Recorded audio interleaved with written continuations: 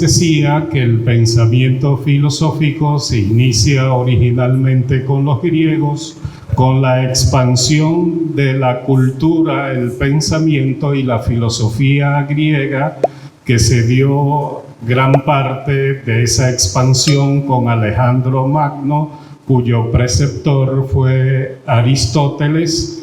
Luego, con el advenimiento del cristianismo, se da un elemento nuevo en el pensamiento, sobre todo a partir del siglo IV de historia del cristianismo, donde hubo la preocupación de llevar el pensamiento, las ideas del cristianismo al mundo intelectual. De ahí que San Agustín planteara de que entiendes para que puedas creer y cree para que puedas entender. De ahí, de esa preocupación va a surgir una corriente filosófica, una escuela denominada la patrística, y la patrística va a tener varias modalidades: los padres apologetas, los padres catequistas, que promovieron la idea de un pensamiento cristiano. Así podemos hablar de un pensamiento filosófico cristiano, y vamos a tener los tres pilares fundamentales del pensamiento occidental, que es la filosofía griega, la religión judeocristiana y el derecho romano. A partir ya de la entrada de la Edad Media y avanzada, y después de la patrística, tenemos la escolástica. Escolástica, que viene de scola, que significa tranquilidad, tiempo libre, para lo que Aristóteles llamó el ocio, la contemplación. Y ahí se da el inicio de esta nueva escuela, donde hay figuras prominentes que todavía tienen su influencia en el día de hoy: Santo Tomás de Aquino, San Anselmo y Duns Scotus.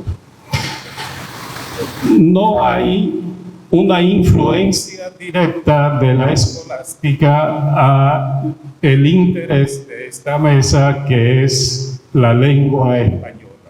Pero todo lo que se hizo en la escolástica influyó en pensadores hispanos, lo cual esos pensadores hispanos, el método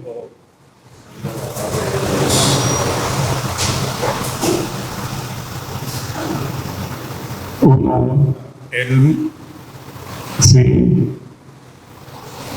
estamos bien. Entonces decía que el método de filosofar, el método y el pensamiento filosófico de la escolástica influyó en el nacimiento, origen y desarrollo de la lengua española, hasta la producción de la famosa gramática de Nebrija y la conformación de la Real Sociedad de la Academia Española de la Lengua. Bien, hay algunos pensadores hispanos en lo cual la escolástica, el pensamiento escolástico influyó, el cual solo mencionamos por razones de tiempo, como lo fue San Isidoro de Sevilla, ¿verdad? Fernando de Roa, Luis de León, Francisco Suárez, Luis de Molina y Alonso de Orozco. San Isidoro de Sevilla no fue propiamente de la escolástica, pero se pone como un antecedente del pensamiento escolástico. Sobre todo, reseño una idea de Isidoro de Sevilla, donde él, a partir de sus escritos denominados Las Definiciones y la Sentencia, parte de una concepción del lenguaje donde plantea que se da una relación fundamental entre las palabras y las cosas. Por eso, las palabras y las cosas suponen una relación fundamental, que es la relación del sujeto con el objeto. Luego, esa relación en términos del lenguaje es mediada por la palabra como signo del concepto, y la palabra es signo también del significado, que es la cosa que es nombrada. Entonces,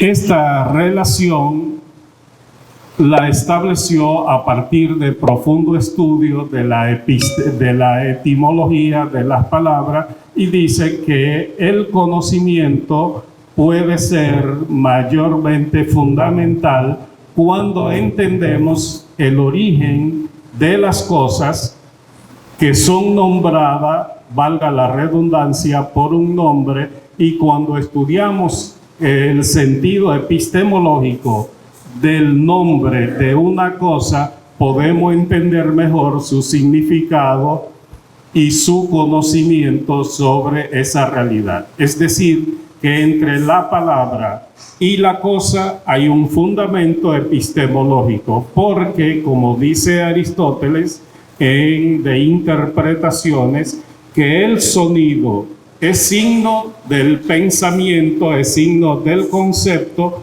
y con el sonido se activa el alma, expresión de Aristóteles en Perihermeneia, y es una idea que va a estar como colofón de fondo en todo el pensamiento de Santo Tomás, que es el mayor prominente representante de la escolástica. Es decir, que el pensamiento cristiano es un pensamiento que se fundamenta a partir del pensamiento griego, sobre todo de Platón y de Aristóteles. Por eso hay una idea de Santo Tomás de Aquino con respecto al estudio del lenguaje, y es que dice que hay un lenguaje oral y un lenguaje mental, refiriéndose a las ideas, a los conceptos, a la razón y al raciocinio. Y que el concepto tiene un signo, que es la palabra, el juicio tiene un signo, que es el enunciado, y el raciocinio tiene un signo, que es el argumento. Estas son ideas de Santo Tomás, pero si ustedes se dan cuenta, se notarán que es profundamente la lógica aristotélica, donde no tuvo una producción escrita propiamente sobre el lenguaje como lo hizo Platón con el Cratilo, pero toda la lógica de Aristóteles es lógica del lenguaje.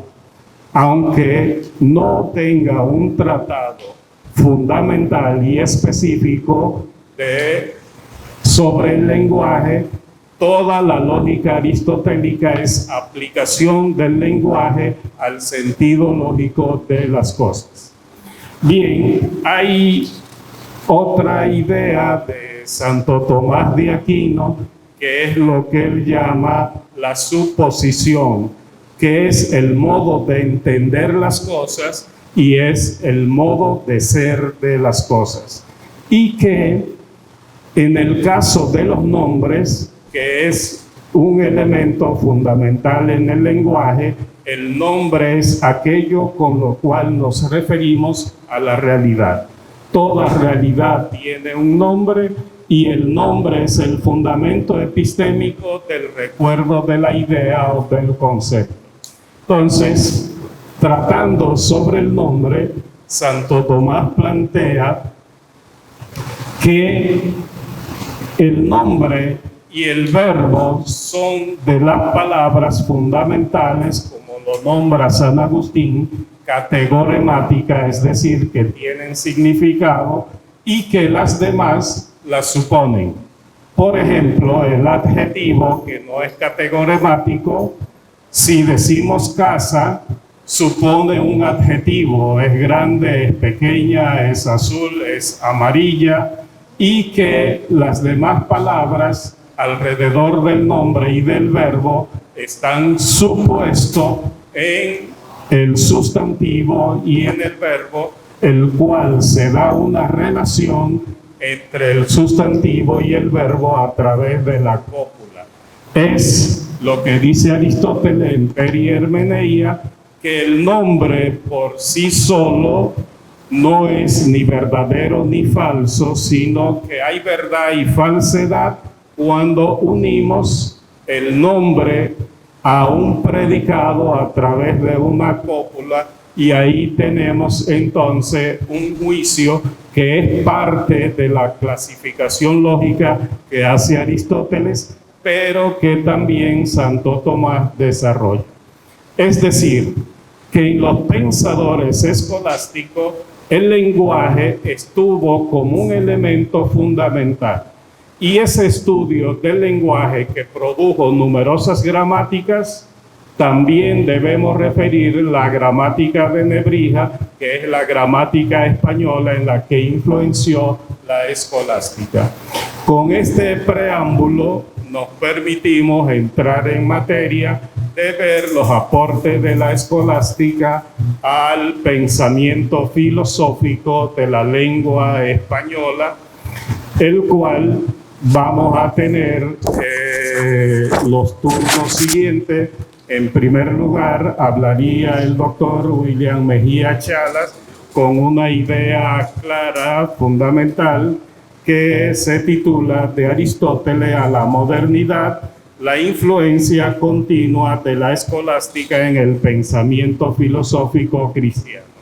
A seguida estaría el doctor Martín Astacio sobre reflexiones para una semiótica atomista, y el doctor Roque Santo, el aporte de la escolástica a la filosofía en español, el caso de Xavier Zubiri, un autor de estos tiempos. Y en cuarto turno estará el profesor José César. Damos de inmediato la palabra al profesor William Mejía Chalas para que en 7 minutos nos dé una idea de la relación de Aristóteles hasta la modernidad, el influjo de estas en el pensamiento filosófico escolástico y la lengua española. Un aplauso para Julián.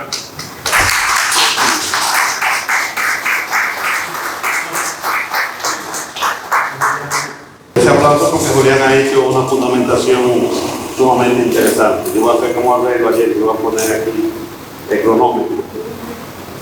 Yo he dividido esta participación con el título de Aristóteles a la modernidad, la influencia continua de la escolástica en el pensamiento filosófico en castellano, en 2 partes.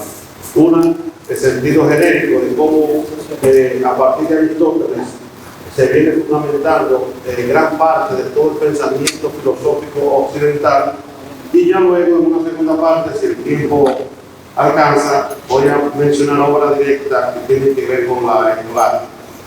Como es de sabido de todos nosotros, Aristóteles, por ejemplo, tanto en la metafísica, en ética, Nicoma, o la política, o en diálogo, es quien fundamenta, es uno de los pilares fundamentales de la filosofía occidental. Por ejemplo, en la metafísica desarrolló conceptos esenciales como sustancia, el ser y la causalidad, estableciendo una base para el pensamiento ontológico y metafísico que de una u otra forma luego se hablará a favor o en contra, o sea, argumentando o contraargumentando sobre Aristóteles. En la ética nicómaco, por ejemplo, introdujo la virtud, un enfoque que subraya la importancia del carácter y la moralidad en el desarrollo humano. En política exploró las estructuras y funciones del Estado y la comunidad, mientras que de ánima trató sobre la naturaleza del alma y la psicología. De una u otra forma, estas obras presentan un marco integral que abarca desde la lógica y la ciencia hasta la ética y la política.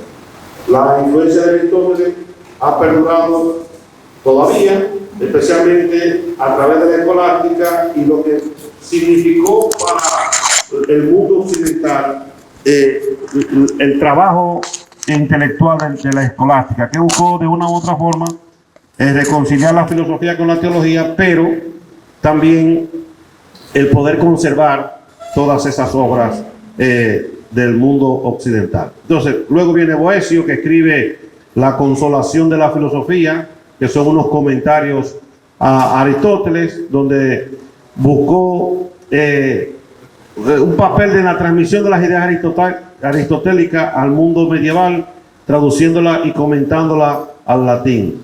Voy a tener que ir un poco más rápido. Luego, Santo Tomás de Aquino, por ejemplo, con la Suma Teológica, la Suma contra los Gentiles y los comentarios a la metafísica de Aristóteles.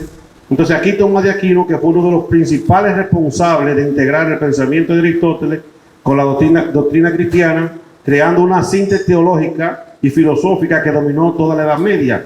Que ese es uno de los grandes aportes de Tomás de Aquino, es haber sintetizado las obras aristotélicas, pero también toda la influencia que tuvo de su gran mentor. Luego Duns Scoto, que escribe Ordinario, Cuestiones, fue escolástico, que aunque profundamente influenciado por Aristóteles, ofreció críticas y desarrolló ideas originales. Por ejemplo, su enfoque en la metafísica y la ética produjo nuevas interpretaciones de conceptos aristotélicos. Por ejemplo, Scoto desarrolló la idea de la ascesia o a esta edad para explicar las individualidades de las entidades, una noción que desafía la tradición aristotélica de los universales. Guillermo de Ockham, por ejemplo, conocido por su nominalismo, una posición filosófica que desafía el realismo aristotélico y tomista. Por ejemplo, en Suma Lógica, Ockham argumentó que los universales no tienen existencia independiente fuera de la mente, sino que son simplemente nombres, de ahí nómina o nominalismo, que utilizamos para agrupar objetos individuales. Francisco de Suárez, por ejemplo, que es conocido por su síntesis de la filosofía escolástica, integrando elementos de Aristóteles.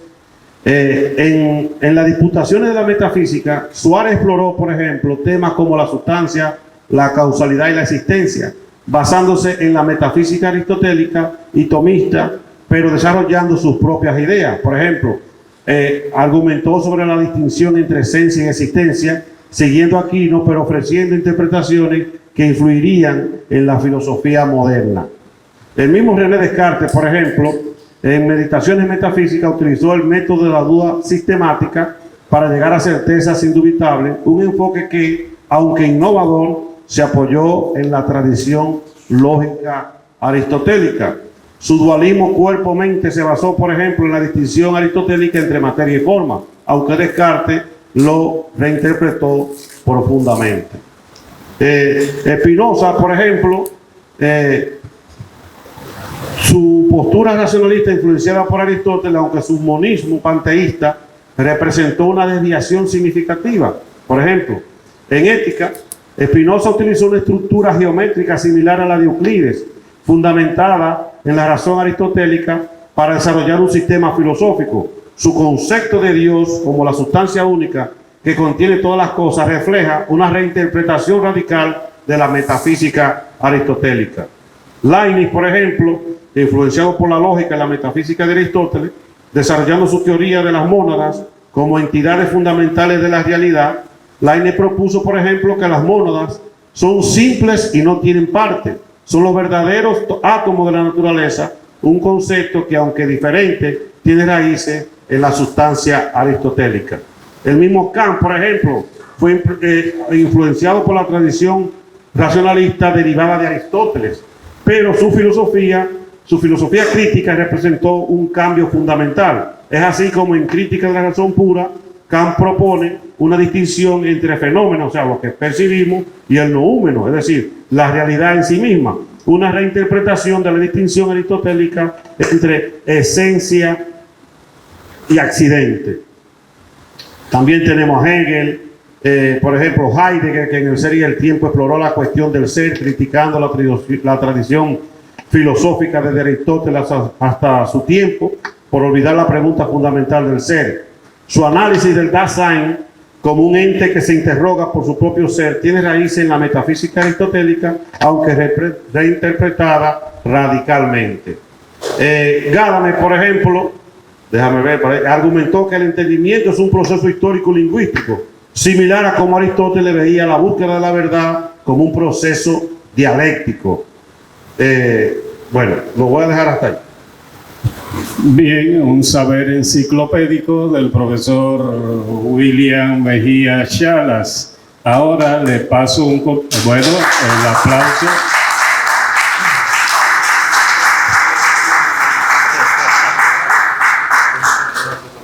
Le había mencionado una serie de autores hispanos en lo que influyó la escolástica, pero también tenemos a Pedro Hispano, quizás muchos de estos nombres un poco desconocidos, en su Tractatus Summa Logicales divide la significación en dos, en universal y singular. Es decir, la significación universal solo se da en el pensamiento, en el concepto, y la significación particular a través de las cosas. Es decir, la crítica que hace Bacon a Aristóteles, es decir, por ejemplo, al enunciado todo hombre es mortal, no tiene referente existencial de manera particular. Es decir, no existe nada que se llame todo hombre, sino lo que existe es un hombre de manera particular. Es decir, que esta categorización de universal y particular, trabajado por Pedro Hispano, que es del Reino de Navarra, España, pues también su pensamiento ha influenciado en la lengua española. Pasamos al profesor Martín Astacio con su semiótica atomista. 7 minutos. Bueno. Gracias por el concepto de doctor. Todavía mi tesis doctoral no está terminada. Bueno, en latín se dice doctor, qui es doctor. Doctor es quien es doctado. Bueno, entonces digámonos doctorando. No sé lo que podamos hacer en 7 minutos. En la base de las ideas que nos guía está lo que se llama la apuesta por la identidad dominicana, un llamado a hacer filosofía, como nos decía la maestra Lusitania, desde nuestro contexto social, y a partir de la filosofía, dígase Hegel, Marx, un pensamiento donde la pregunta ¿qué es el hombre? ¿Qué sería el ser dominicano? ¿Quiénes somos nosotros? Y si nos situamos en esa pregunta desde el contexto y desde el ser humano, es una filosofía de la praxis, como decían los alumnos de Marx, la filosofía dominicana sería una filosofía desde un hombre que se hace a sí mismo. Visto desde esa propuesta, el hombre no nace, se hace. Eso, el marxismo es muy claro en ese pensamiento. El hombre hace cultura y la cultura hace al hombre. Como estamos aquí en una dimensión previa a toda esta filosofía, digamos, de presente, antropocéntrica, culturocéntrica, esta propuesta que tenemos aquí en esta mesa, irnos a los orígenes griegos y a los orígenes latinos del español, estos hombres no pensaron desde el quién soy yo, el qué es el hombre, desde el ser humano. En la propuesta de Aristóteles, el hombre es animal racional, el hombre nace, el niño tiene las 3 almas, el alma vegetativa, el alma nutritiva, el alma sensitiva y el alma racional, aunque no la ejercita por su tamaño, pero el niño nace con su vida y con su alma. Las plantas nacen, los animales nacen.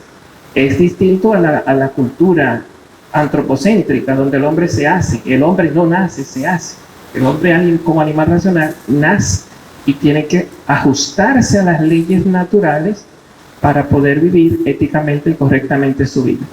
O sea que, de alguna manera, el llamado de esta propuesta que tenemos aquí, Identidad Dominicana, se sitúa no en la filosofía en la que estamos nosotros presente, ¿no? En la filosofía que parte de la naturaleza cosmocéntrica. Y yo vengo a hablar un poquito de Tomás de Aquino, que más que cosmocéntrico es teocéntrico. El hombre fue creado por Dios, la naturaleza es creada por Dios. Y en ese sentido, la pregunta por el quehacer del ser humano, de alguna manera el ser humano ya está realizado y lo que está llamado es a obedecer a esa realización para poder gestar su grandeza humana. Con todo, al decir idioma español, el idioma español no se puede decir que sea una construcción de República Dominicana. O sea, es un lenguaje llamado, viene del latín y viene del griego. Es lo que se llama lengua romance o neolatina. Aunque queramos hacer filosofía dominicana, nuestras bases españolas no dejan de tener ese soporte semiótico, semántico, significativo de lo que se llamaría el legado de una filosofía griega y de una filosofía teocéntrica como la de Tomás de Aquino. Bueno, saliendo un poquito de mi introducción, el texto más famoso de Tomás de Aquino, por lo menos en el ámbito de la filosofía, es el llamado Ente y Esencia. Yo, saliendo un poco de lo que se llama el proemio, quiero hacer mi reflexión sobre lo que sería un poco el primer capítulo, las primeras letras de lo que Tomás de Aquino nos presenta cuando comienza a hablar del ente y esencia. Nos dice que el ente de modo absoluto y primero se dice de la sustancia y luego de un modo relativo a los accidentes. Espérense que este no es el capítulo que me interesa. Capítulo primero. Debe saberse, como dice el filósofo en el libro de la metafísica, que el ente se dice en sí de dos modos. El ente. Esta es una traducción. El ser se dice de dos modos. Ya Aristóteles había dicho eso. Y cuando dice el ente, recuerden que en Aristóteles ente es cualquier realidad sustantiva. Realidad sustantiva individual, un perro, un gato, una mesa, un árbol, una persona. Cada cosa es un ente, es un ser. Y nos dice Tomás, el ente se dice de dos modos. Por un modo en el que se divide en 10 categorías. Aquí ya hay un problema, ¿verdad? Porque si el ente se dice de un modo en el que se divide en 10 categorías, nos está diciendo algo que ya nos dijo Aristóteles. El ente se dice de muchas maneras. Si yo voy a nombrar a Sócrates, que es el ejemplo que él vive usando, decir Sócrates es decir alguien que se dice de muchas maneras. Sócrates es hombre, pero yo no puedo hacer filosofía del hombre cuando digo que Sócrates es hombre. Tengo que buscar y decir de dónde es Sócrates, qué hace Sócrates, y ya decir que Sócrates es filósofo, que es griego, que es esposo de, que es hijo de. Ya todo eso es un conjunto de categorías accidentales. Por lo tanto, Sócrates no se dice de una manera. El nombre Sócrates, si yo lo quiero definir, es indefinible. Cuando yo entro en una de las categorías y digo Sócrates es hombre, puedo definir al hombre. Pero cuando defino al hombre como animal racional, ya no estoy en Sócrates, sino que estoy en la humanidad. O si digo que Sócrates es griego, que ya sería más accidental, definir qué significa ser griego, perteneciente a Grecia, ya eso no se reduce a Sócrates, ya se me convierte de un nombre, llamémosle así, propio, que me habla solo de un individuo, a un nombre universal, dígase en el caso de que hable de griego o de que hable de hombre. Entonces, aquí la pregunta sobre Sócrates en tanto que Sócrates, que dice Aristóteles, la ciencia que constantemente buscamos, el ente en tanto que ente, es un camino al absurdo, a la frustración, porque el ente, a la luz de la filosofía platónica, es indefinible. ¿Qué significa indefinible? Son tantas las notas y dinámicas y cambiantes que yo no puedo atrapar el concepto Sócrates ni en un fonema ni en una idea, porque la idea en cada uno de los conocientes de Sócrates es cambiante, y en el mismo Sócrates el conocimiento que tiene de sí mismo es cambiante. En ese sentido, se preanuncia, si ustedes quieren verlo así, se preanuncia una filosofía de la identidad histórica y un poco convulsionada como la que nosotros estamos queriendo conquistar, al querer hablar de una especie de nombre propio con respecto a una persona, dígase en este caso llamada Sócrates. Bueno, ¿qué sería en Santo Tomás de Aquino una propuesta semiótica? Si decimos el nombre es Sócrates, ya vemos que Tomás nos dice el ente es aquel que se dice por los 10 géneros, por lo tanto nos deja un poco perdido, pero al mismo tiempo nos ilumina. Hay que hablar, por lo tanto, de una diversidad que es dinámica en la conversación. No podemos decir lo que es Sócrates. Si queremos profundizar, tendríamos que ir a la esencia y decir que es hombre. Y ya nos anclamos como en Platón. Lo importante no es la realidad que nos confunde, sino la idea, con el principio de identidad, hombre en tanto que hombre, o griego en tanto que griego. Ahí no nos podemos equivocar. Pero si nos vamos a la realidad que cambia, estamos condenados al fracaso. No podemos atrapar a la realidad en un concepto. Tomás nos dice, y quiero terminar con esto, porque ya sé que el desespero está presente, la otra idea de que el ente de segundo modo es aquel que se dice según la verdad de la proposición. Yo no voy a poner los ejemplos de Tomás porque me llevaría a reflexionar mucho, pero si yo digo en este momento Superman no existe, es verdad. Todos entendemos y le daríamos fe y certeza al concepto Superman no existe. Entonces, eso sería el ente de segundo modo, el acuerdo entre el dicho y un hecho que no presenta realidad. Porque si yo hablo de Pedro o de Juan, Pedro y Juan están ahí presentes. Pero si hablo de Superman, en su ausencia, estoy hablando del contexto en el que no existe Superman. Entonces, ¿dónde está la verdad? No en la existencia de un correlato, sino la existencia de un lenguaje que me hace referencia a una no realidad dentro de un contexto determinado. Y en ese sentido, Tomás le dice ente. Por lo tanto, el ente, visto como realidad, no necesariamente es lo que tiene esencia y existencia, sino que el ente es aquello que en el lenguaje tiene un soporte en la realidad extramental, aunque esa realidad extramental esté anulada. Entonces, y esa misma verdad, correspondencia que se da cuando no existe correlato, se da también cuando existe el correlato, dígase cuando diga que Sócrates es hombre. Visto así, el lenguaje como signo se nos presenta rico en realidad en tanto que correspondencia y tanto que ausencia de correspondencia. Bueno, me disculpan, tengo mucho que decir, pero para este auditorio y el tiempo que tenemos.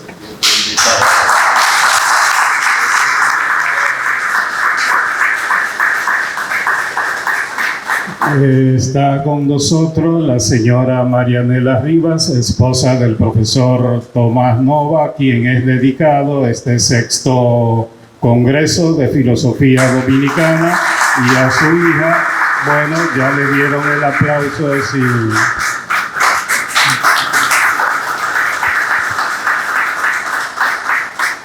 Quiero mencionarle un pensador también de habla española, aunque en ese tiempo todo se producía en latín, como dijo Martín, el latín vulgar era el que hablaba el pueblo y sobre todo los militares, pero el latín alto era para la clase intelectual. Ramón Llull, un franciscano de la Orden de los Franciscanos, es considerado como uno de los precursores del lenguaje perfecto. ¿Qué es el lenguaje perfecto? Es la idea que se planteó Frege de crear un lenguaje ideal, porque el lenguaje ordinario era impreciso. Y esa idea fue trabajada por el Círculo de Viena, sobre todo en la persona de Rudolf Carnap, y se considera como un antecesor de la elaboración de ese lenguaje perfecto, un pensador ibérico como lo es Ramón Llull, y que eso tuvo su influencia en el pensamiento no solo de la lengua española, sino el pensamiento filosófico universal. Pasamos entonces el micrófono al doctor Roque Santos con un pensador de actualidad, Xavier Zubiri. Bien, gracias. Buen día. Abordaré brevemente algunas ideas que evidencian la presencia o resonancia de la escolástica medieval en la filosofía producida en español. Como tengo poco tiempo, me centraré en un caso, que es Zubiri, en su pensamiento, parte de la realidad como punto de inicio de una reflexión filosófica. Recordemos que intenta dialogar con el ateísmo moderno y con la física cuántica, y que rechaza de plano el subjetivismo nihilista. En conjunto, para nuestro autor, la realidad es un proceso dinámico en el que el ser se revela en la medida en que hay un hacerse cargo de lo dado en forma sensible. La realidad es un proceso de actualización animado por el poder de lo real. Digamos que, tanto para Zubiri como para la escolástica y los planteamientos novedosos para la época de Francisco Suárez, la realidad aristotélica es el punto de partida para la reflexión, pero con la diferencia de que en Zubiri la realidad no es sustancia, sino proceso material. Segunda idea, esencia y existencia son dos nociones básicas para entender la escolástica y su recuperación de la filosofía aristotélica. Zubiri continúa manejándolas, pero las reinterpreta de tal forma que da prioridad al acto, al ser como acto y no al ser como posibilidad metafísica. Hay un equilibrio entre esencia y existencia, entre la estructura y la singularidad de la experiencia. Digamos que aquí Zubiri se acerca a Suárez en su crítica al universalismo metafísico y plantea que la singularidad tiene primacía en el proceso cognitivo. Recordemos que Zubiri habla de la realidad sintiente para romper la dualidad sujeto-objeto y establecer la primacía del sentir, la realidad sobre el ser o la esencia. Tercera idea. Zubiri se distancia de la escolástica al entender la realidad como algo de suyo, como realidad personal. Con este planteamiento se supera la dicotomía sujeto-objeto que la escolástica tomista no logró superar, sino que exacerbó. En este sentido, Zubiri realiza una superación de la metafísica escolástica, y es la cuarta idea, al plantear una superación entre el ser en sí y el ser como acto, es decir, como realización histórica y procesual. Quinta idea, el conocimiento sensible es importante, tanto en Zubiri como en la escolástica de Suárez. Ahora bien, como hemos apuntado, hay una renovación de lo planteado por la tradición medieval y por la tradición muy española de centrarse en el realismo filosófico como punto de partida. Así como lo hace Ortega y Gasset, maestro y amigo de Javier Zubiri. Para Zubiri el conocimiento es una respuesta, una aprehensión de lo real, aunque no se reduce a mera subjetividad.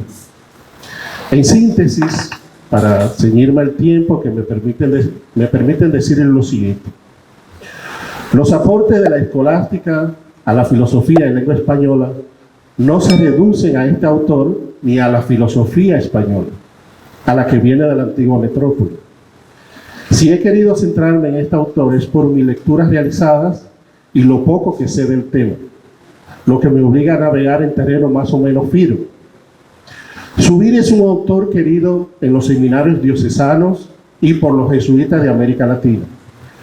Fue trabajado en Centroamérica por los jesuitas de la UCA, los mártires de la UCA, dadas sus reflexiones sobre el realismo, la historicidad y el compromiso con la realidad. En el pensamiento de Zubiri se percibe tanto influencias de Santo Tomás como de Francisco de Suárez, la escolástica clásica y la nueva escolástica. Pero no se reduce su pensamiento a una reformulación de ambas. Sus estudiosos plantean que se dejó influenciar también por la neoescolástica crítica del siglo XIX y que, enmarcado en el realismo radical, con un vasto conocimiento científico y filosófico clásico, abogó por un sistema filosófico que no deje nada fuera, que incluya todo lo bueno de la tradición filosófica clásica y medieval y que responda al subjetivismo nihilista de finales del siglo XIX e inicios del siglo XX. Aunque Zubiri se inscribe en la tradición del realismo filosófico, generó un sistema sui generis de realismo filosófico que él mismo denominó de realismo. Como muchos estudiosos de Zubiri, pienso, sin ser estudioso de Zubiri, que no puede tacharse a este pensador vasco como un neoescolástico. Su pensamiento tiene improntas muy originales, aunque sí se establece que dialogó abiertamente y se dejó influenciar por la escolástica medieval, tanto la clásica de Santo Tomás de Aquino como la nueva escolástica de Francisco de Suárez. Con esto termino. Gracias.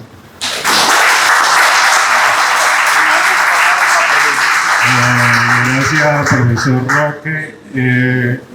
Otro comercial es un pensador español, San Vicente Ferrer, perteneciente a la Orden de los Dominicos, de la cual Santo Tomás era parte.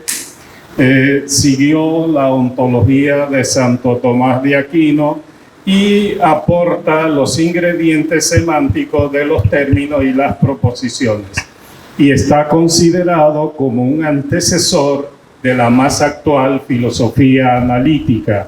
Todos conocemos el nacimiento de la filosofía analítica, que se diferencia de la filosofía continental, donde la continental se basa en desarrollar sistemas filosóficos amplios, tipo enciclopedia, y los analíticos, básicamente los ingleses de la Universidad de Oxford, se dedican a analizar términos particulares, no haciendo sistema.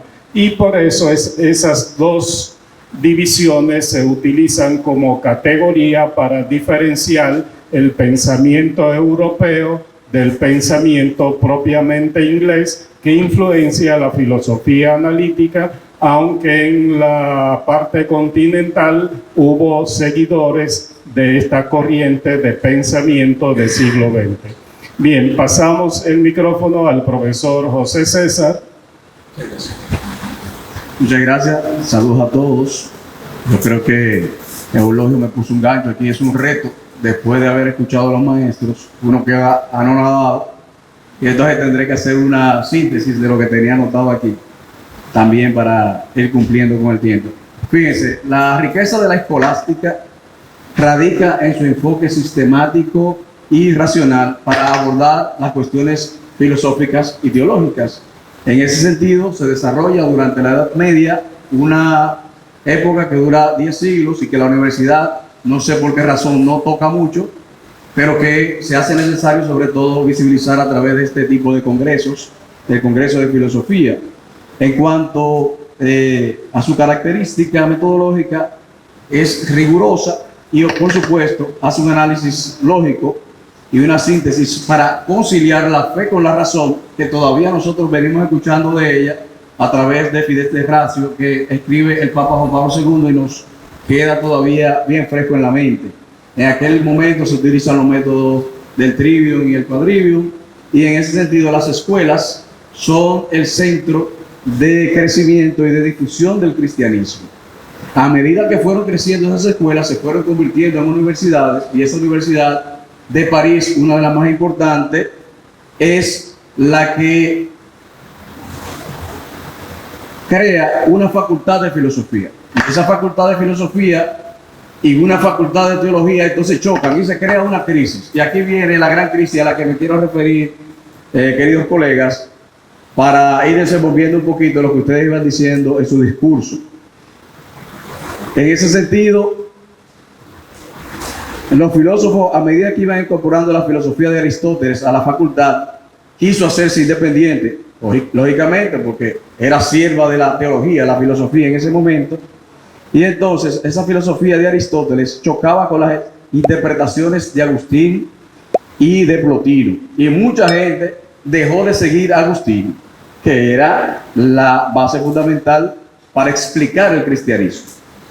Comenzaron a seguir a Aristóteles y sus traductores árabes, filosofía unida a la religión musulmana. Entonces vino la crisis. Si el cristianismo no responde a eso intelectualmente, el cristianismo va a ser derrumbado. Lo que está en juego aquí en el siglo VIII es el diseño del mundo moderno como lo diseñó Santo Tomás de Aquino.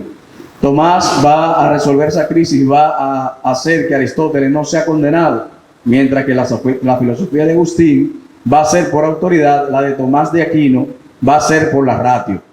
Ahora había que estudiar Aristóteles para ser cristiano. Antes había que estudiar a San Agustín. Tomás hace una síntesis entre el cristianismo y el aristotelismo. Las obras de Aristóteles que las tenían los cristianos en la Siria para practicar el griego. Después vinieron las invasiones árabes, vino la conquista de Siria por allá por el 634 y los califas, jefes árabes que estaban interesados en el mundo intelectual, no quemaron las obras de Aristóteles, sino que se las llevaron y con ellos se llevaron también a los monjes. En ese sentido, ya los monjes habían traducido al sirio las obras de Aristóteles y luego lo obligaron a traducirla al árabe. A medida que los árabes musulmanes iban leyendo a Aristóteles, entraron en crisis y hubo que pedirle a los filósofos que resolvieran la crisis del momento o el problema. Para Platón, las ideas existentes en sí mismas vienen de Dios. Para Aristóteles, la idea viene de la cosa, me la da la cosa. Si no hay una cosa, no hay idea. El mundo de la cosa es eterno y por eso puede haber ciencia. No es contingente, metafísica de la eternidad de las cosas. Para poder hacer ciencia, el mundo tiene que tener la verdad eterna. El problema de los musulmanes es que Aristóteles presenta un mundo eterno y Alá le presenta un mundo que fue creado. Y si fue creado, decían ellos, ¿cómo puede ser eterno? ¿Cómo conciliar entonces la noción de la creación, la contingencia de los seres creados, con la noción necesitarismo ontológico de la eternidad de los entes? Los monjes sirios, que fueron los traductores de Aristóteles al árabe, se equivocaron, se confundieron con los Eneadas del 4 al 6 y decían que era la teología de Aristóteles, cuando eran la de Plotino. Los filósofos árabes fueron, como ustedes conocen, Al-Farabi, Avicena, Averroes. La distinción había que hacerla entre la filosofía misma de Aristóteles, en los entes, seres finitos, esencia y existencia. La existencia es lo que hace que una cosa sea, el acto de existir, y por supuesto, la esencia en la particularidad de un ente, lo que lo diferencia de otro. El ente, que uno de estos dos fenómenos corresponde a la eternidad y otra a la finitud. El ente que no se da a sí mismo, la existencia, es contingente, no es finito. En cuanto somos esencia, tenemos esencia, somos eternos, porque las esencias no son creadas. Ellas existen en la mente de Alá, para los árabes. El ente por esencia es eterno. Dentro de la eternidad de las cosas, Alá da la existencia. Lo que se trata es de unir el acto de fe con la ciencia. En ese sentido, con la hazaña de Tomás de Aquino y otros, la escolástica fue la base, o pasa a ser la base del currículum de muchísimas universidades, o en ese momento de la gran mayoría, por no decir todas. En el caso nuestro, en el 1538, se funda la primera universidad del Nuevo Mundo, Santo Tomás de Aquino, y entonces la enseñanza metafísica, ética, lógica, es escolástica. Y entonces aquí quiero resaltar, antes de finalizar, ese aporte que ha hecho esa universidad a todas las demás universidades que han bebido de esta universidad y que se han formado con esos intelectuales de esa élite. Por ejemplo, en el colonialismo, cuando se defendió a los indígenas, se hizo en función de una ley natural de Tomás de Aquino. O sea, estamos hablando de escolástica. Cuando se habla de ética, todavía resuena ese mundo cristiano, eso es escolástica. Y todas las universidades que han formado grandes intelectuales, y aquí quiero incluir los seminarios, que tampoco se menciona mucho aquí, pero que formaron muchísima gente intelectuales que no fueron curas, y que esos intelectuales formaron a otros, también lo hicieron en español y lo hicieron gracias a la formación escolástica que tuvieron. O sea que Santo Tomás de Aquino, Duns Scotus y todos esos grandes filósofos que ha mencionado nuestro maestro, en la lengua nuestra, que como decía Fleta en una conferencia ayer, el español dominicano no es un español español, no es un español citando genios, Fleta, de otro lugar, sino que es un español dominicano con nuestras jergas, con nuestras eses, etcétera, que no la comemos o lo que sea. Ese español ha formado muchísima gente en filosofía, en ética, en metafísica y en lógica, y eso es una herencia muy probablemente arraigada a la escolástica. Muchas gracias.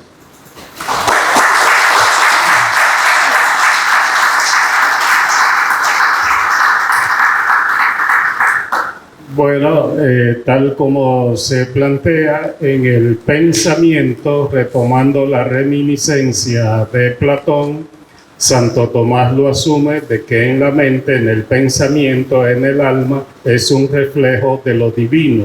Por lo tanto, en el hombre hay algo de divinidad. Bien, cada uno ahora va a tener 2 minutos para puntualizar cualquier idea que se haya quedado, pero sobre todo enfatizar la idea si la escolástica ha influenciado el pensamiento filosófico en la lengua castellana. Bien, en la opinión nuestra es que sí, la escolástica la ha influenciado en 2 vertientes. Primero, porque los occidentales hemos bebido de ella. Y segundo, muchas reflexiones liberales que se han podido esbozar posteriormente es en contra de la escolástica. Es decir, que la escolástica viene siendo para el pensamiento occidental y para la lengua española una especie como de fuerza centrípeta y fuerza centrífuga. Es decir, o vamos hacia ella tomando en cuenta los principios que postularon y que de una u otra forma en base a ellos nos fundamentamos, o salimos corriendo de ella entrando en contradicción con los postulados que hacían, porque de una u otra manera contradecían lo que se vive en el mundo actual. Esa es mi postura.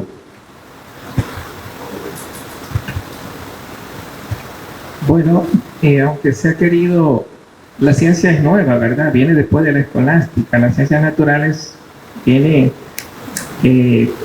con la llegada de Colón acá, ¿cómo se llama? La invención del telescopio, Nicolás Copérnico. Entonces aparece un nuevo lenguaje, que es el lenguaje científico, en base a la observación, y se ha querido, la reflexión filosófica ha querido precisar a partir del método lo que se llama la seguridad del pensamiento científico de frente a lo que se llaman esas categorías lógicas llamadas, digamos, escolástica o llamadas griegas. Con todo, yo no sé si la pregunta de si se puede prescindir de la escolástica, porque la escolástica y Grecia hablaron de la naturaleza, y la naturaleza de la que ellos hablaron es una naturaleza universal y es una filosofía universal, porque cuando ellos hablaron de minerales o hablaron de vegetales, esas son cosas que tenemos nosotros. Nosotros no podemos cambiar, podemos cambiar la historia, pero no podemos cambiar la naturaleza. O sea, ellos forjaron una filosofía en base a hechos y ellos desacreditaron la historia. O sea, Platón se va contra los historiadores. El mismo Aristóteles, la filosofía no es histórica, y nosotros, si queremos pensar la filosofía yéndonos contra la naturaleza, yo creo que es desacertado, porque la naturaleza nos acompaña. Seguimos siendo biológicos en el sentido de alma sensitiva, alma racional, aunque la pensemos de otra manera, botánicamente, a nivel de organización, esa realidad está ahí. Creo que si queremos construir una filosofía de identidad dominicana, tenemos que venir con ese legado de atrás, construir con ella, no contra ella, como me parece que es como hemos estado haciendo nuestros filósofos de hoy, combatiendo a la filosofía de atrás. Creo que es desacertado. Complementando la idea de Martín, tenemos un gran pensador, Hegel, quien dice que la filosofía occidental se ha desarrollado en base a dos grandes conceptos: el concepto de naturaleza aportada por los griegos y el concepto de subjetividad aportada por el cristianismo. Es decir, que si toda la filosofía occidental, según Hegel, se desarrolla en base a esos dos conceptos, el cristianismo ha aportado uno de ellos. Profesor Roque. Ahorita yo hablé bastante breve, o sea que tengo unos minutos añadidos. Lo voy a cobrar ahora para colocar ruido aquí. Primer ruido que coloco. Me deja sospecha centrarnos en la lengua. No creo yo que la lengua sea un buen atributo de identidad. Me genera mucha sospecha. Segundo ruido. La filosofía es tradición. Y la tradición es diálogo con los mayores, con las autoridades. Y a partir de ella lo reinterpretamos. Pero reinterpretamos nuestra realidad. No olvidemos eso. Y no olvidemos la tradición de esta universidad. Se interpreta la realidad para transformarla, para ayudar a que esta sociedad sea mejor, más justa. Entonces, ese es el segundo ruido. Tercer ruido. Temas actuales, muy actuales, tienen que ser incorporados a nuestra filosofía desde nuestra posición. Muy actuales. Transeccionalidad, racismo, neorracismo, en fin, muchos temas muy actuales. El tema de la identidad es actual, pero no tan actual. Siempre será actual porque la nueva generación tiene que plantearse su identidad. Pero, bueno, la identidad no está referida a la lengua únicamente. Por eso me genera mucha sospecha. Y ojalá poder tener horas libres para preparar una ponencia que genere más sospecha todavía.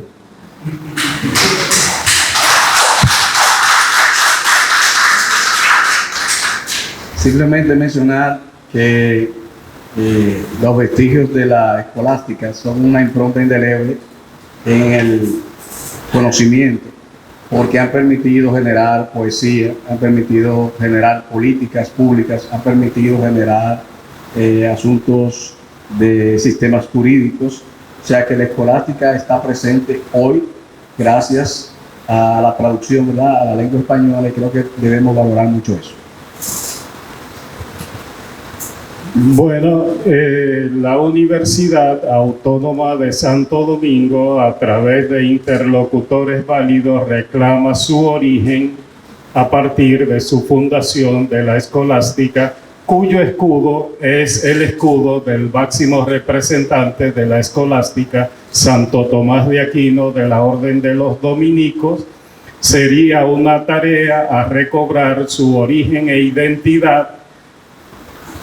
Sería también un desafío para, como resultado de esta mesa.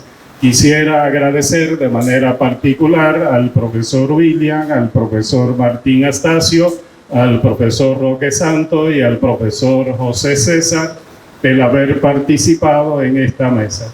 Esperamos el profesor Eulogio, conductor de este evento, pide una intervención.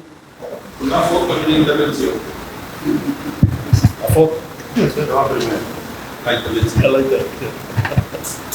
No sé si eso estaba en el diseño del programa, si se podía hacer, pero si no se podía hacer, ya lo estamos haciendo. Después investigaremos si se podía o no se podía hacer. Le preguntaremos a Morla, que fue el director que yo conocí cuando se hizo el primer congreso, si eso que yo voy a hacer se puede hacer. Pero como él no sabe qué es, déjeme hacerlo y después me dice. Oye, profesor.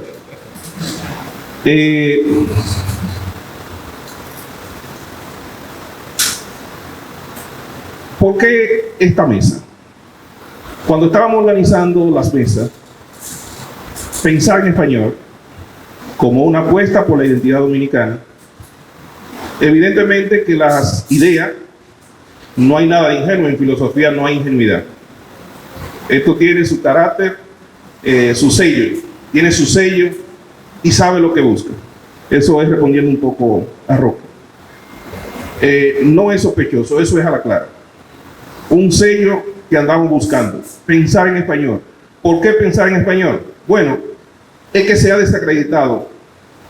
A España se le ha desacreditado. Los españoles mismos se han encargado de desacreditarlo, diciendo que España no tuvo una filosofía, que no ha producido una filosofía. Entonces, hay una contradicción entre esa afirmación que se dice muy alegremente hoy y con el hecho de que España tiene más de 470 millones de hablantes. Quiere decir, también ese hecho quiere decir que España fue un imperio y que un imperio no gobierna sin una filosofía. El único problema es que la filosofía española se produjo en el seminario. Se produjo ahí, a donde se formaron las mentalidades de los profesionales, donde se formó la mentalidad de los abogados, de los políticos, y se formó la mentalidad que permitió a España tener un imperio y gobernarlo. Eso es para que quedemos claros de por qué pensar en español en esta época no es nada sospechoso, sino que es reivindicando una de las aristas más importantes de la identidad del pueblo dominicano. ¿Por qué? Porque hoy vivimos en un mundo donde se nos quiere obligar a pensar en inglés, a pensar en alemán, a pensar en francés y a pensar en cualquier otro idioma y no en el idioma en que nosotros hablamos. Que lo hablamos no porque lo pedimos, sino porque eso fue lo que nos tocó. Eso ya no lo podemos cambiar.